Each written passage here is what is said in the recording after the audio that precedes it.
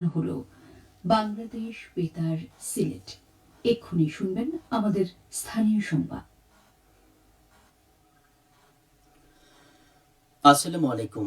আজ বৃহস্পতিবার 13 ভাদ্র, 3রা রবিউল আউয়াল, 28 আগস্ট। বাংলাদেশ বেতার সিলেট সংবাদ পড়ছি রেজাউল করিম।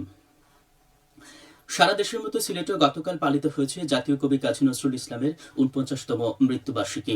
1383 বঙ্গাব্দের 12 ভাদ্র তিনি ঢাকার তৎকালীন পিজি হাসপাতালে শেষ নিঃশ্বাস ত্যাগ করেন।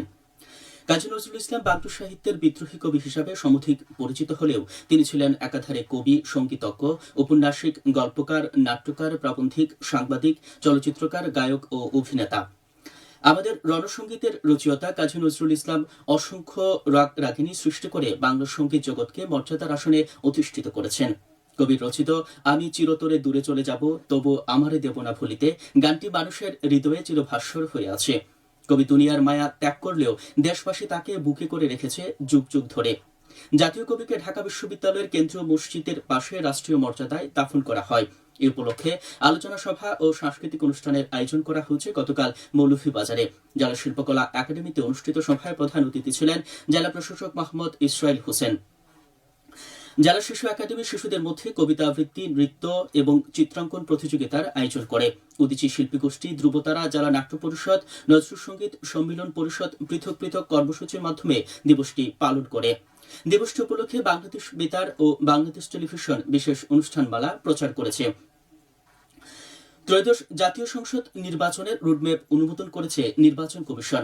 যে কোনো সময় এই নির্বাচনের রুটম্যাপ ঘোষণা করতে পারে নির্বাচন কমিশন।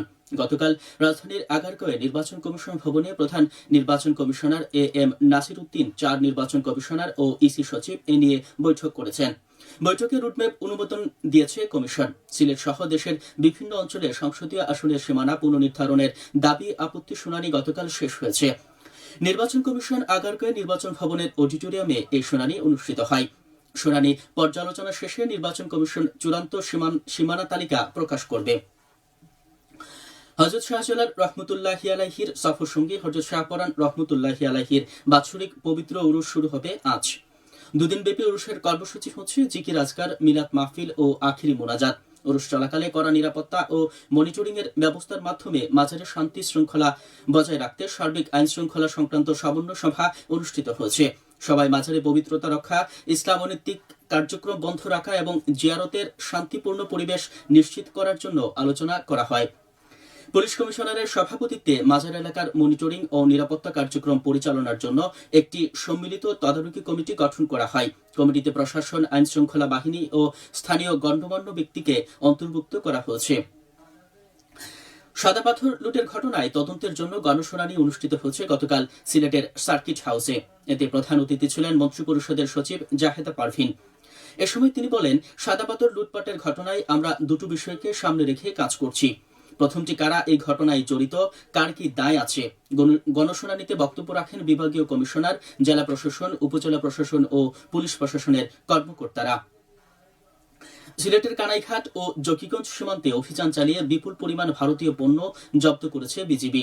গতকাল কানাইঘাট উপজেলার সুরাইঘাট বাজার এলাকায় 19 বিজিবির একটি টহল দল মালিকবিহীন অবস্থায় 25 কেজি ভারতীয় জিরা আটক করে। এর আগে জকিগঞ্জ উপজেলার মায়াখালী সীমান্ত পয়েন্ট এলাকায় অভিযান চালিয়ে মালিকবিহীন অবস্থায় 180 কেজি ভারতীয় সুপারি আটক করা হয়।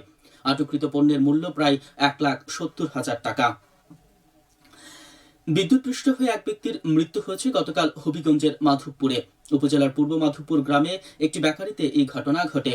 অসাবধান বশত বিদ্যুৎপৃষ্ট হয়ে গুরুতর আহত হলে তাকে তাৎক্ষণিকভাবে উদ্ধার করে হাসপাতালে নেওয়ার পথে তার মৃত্যু হয়। হবিগঞ্জের মাধবপুরে পৌর এলাকায় গতকাল সড়ক দুর্ঘটনায় এক ব্যক্তির মৃত্যু হয়েছে। সকালে ঢাকা সিলেট মহাসড়কে শিবপুর এলাকায় এই দুর্ঘটনা ঘটে। তিনি বাইসাইকেল যুগে নিজ বাড়িতে ফেরার পথে দ্রুতগামী একটি পিকআপ ভ্যান তাকে ধাক্কা দিলে ঘটনাস্থলেই তার মৃত্যু হয়। খেলার খবর, ক্রিকেট। 3 ম্যাচ টি-20 সিরিজ খেলতে গতকাল সিলেটে পৌঁছেছে নেদারল্যান্ডস ক্রিকেট দল। এশিয়া কাপের আগে প্রস্তুতির অংশ হিসেবে ডাচদের বিপক্ষে সিরিজ খেলবে বাংলাদেশ। সিরিজের প্রথম টি-20 ম্যাচ মাঠে গড়াবে 30 আগস্ট। পরে সিরিজের বাকি 2 ম্যাচ হবে 1 ও 3 সেপ্টেম্বর। সিরিজের সবগুলো ম্যাচই অনুষ্ঠিত হবে সিলেট আন্তর্জাতিক স্টেডিয়ামে সন্ধ্যা 6টায়। খেলার ধারা বিবরণী বাংলাদেশ বেতার সিলেট কেন্দ্র থেকে সরাসরি সম্প্রচার করা হবে। সবশেষে আবহাওয়া। আজ বেলা 1টা পর্যন্ত পূর্বাভাসে বলা হয়েছে সিলেট সহ পার্শ্ববর্তী এলাকার জন্য কোনো সতর্কবাণী নেই এবং কোনো সংকেতও দেখাতে হবে না। আজ সিলেটে সূর্যোদয় হয়েছে 5টা 33 এবং সূর্য অস্ত যাবে সন্ধে 6টা 13। সংবাদ শেষ হলো। পরবর্তী স্থানীয় সংবাদ প্রচারিত হবে দুপুর 1টা 5।